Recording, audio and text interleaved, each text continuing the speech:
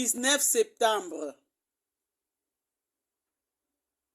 Moi, je suis le vrai cep et mon père est le cultivateur. Tout sarment qui porte du fruit, il les nettoie afin qu'il porte plus de fruits. Jean 15, versets 1 et 2. Les sarments nettoyés. Les soins de la discipline du Père ne s'appliquent qu'aux sarments qui portent du fruit afin qu'il en porte davantage. Quel réconfort pour les croyants appelés à traverser l'épreuve de savoir que si son Père nettoie les faibles sarments, c'est pour qu'ils portent plus de fruits. Ce fruit est de même nature que celui qu'a apporté en perfection Christ, le vrai cep, lorsqu'il était ici-bas. Le but de l'émondage est que soit manifesté toujours davantage la vie du cep dans les sarments. La perfection devant être atteinte dans la gloire. Alors nous lui serons semblables, car nous le verrons comme il est.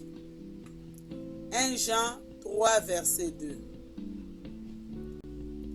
Comme toute discipline, ce nettoyage est douloureux, car Dieu le cultivateur doit couper et éliminer tout ce qui empêche les sarments de porter du fruit en abondance.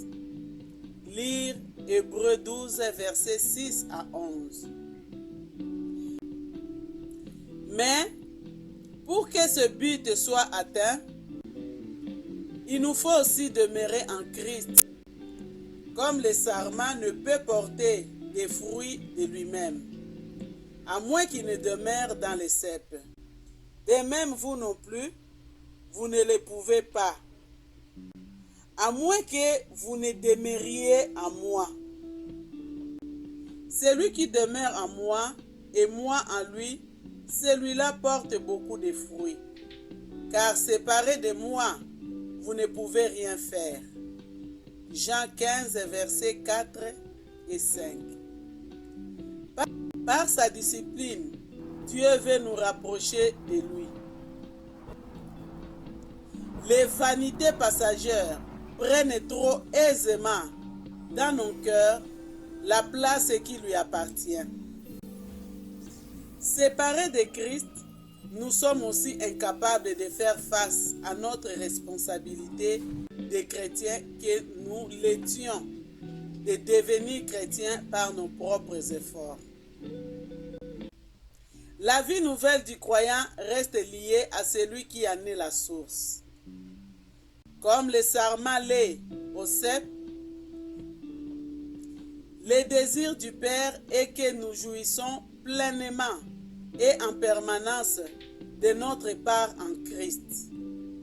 Or, notre communion est avec le Père et avec son Fils Jésus-Christ. 1 Jean 1, verset 3. Je crois dans tes promesses, mon cœur est comme un rocher, fondé